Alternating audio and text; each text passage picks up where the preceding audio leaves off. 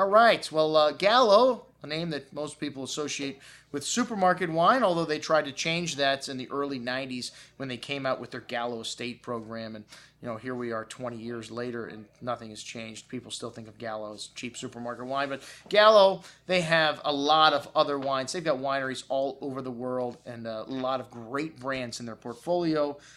We'd like to see some of the great wines, not the everyday stuff, the next time we see our girl from Gallo. This Prosecco, not a bad wine, the La Marca, but, there's a severe issue with pricing. It's a 3-case buy-in, mix and match deal. So I just gave the list price pricing.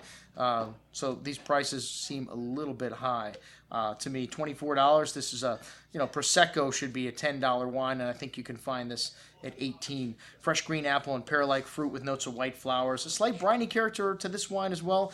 Smooth and creamy on the palate. Quite a bit of residual sugar, though. A little sweet for me, but a real crowd pleaser. All right, next up, the Alamos by Catena. And Catena is carried by Winebow, but the Alamos label the folks from Gallo bring in. So this wine has some lovely red, delicious apple and peach-like fruit on the nose. Really tropical. Just a note of spice to this juicy fruit on the tongue. Nice, short, but pleasant finish. And again, the pricing on these may be a little off whack because I priced them off of their 1-case price here. If you're interested in these wines, we can probably, cut like a third off of that at least. Just let me know. All right, the Catena, Alamos by Catena Malbec, blackberry, blueberry fruit, kind of classic Malbec, a little violet nuance there in black earth. Nice amount of that ripe blackberry fruit on the tongue. Good freshness, a real crowd pleaser style. Really good little Malbec. And then the Malbec Seleccion. So even though this is a lower end label, they have a Seleccion wine.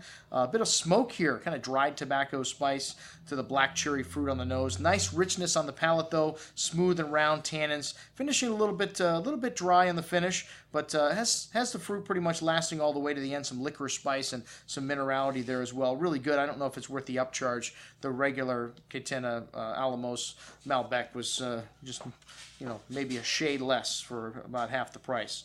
Okay, the McWilliams Shiraz from Southeast Australia, an appellation that really don't see on the label too often, but I guess this is a huge appellation.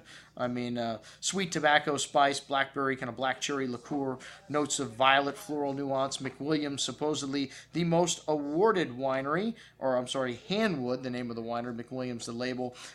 So, I mean, I don't know what that means because the most expensive wine in Australia is Grange. I don't know how you can say that that's not the most awarded wine.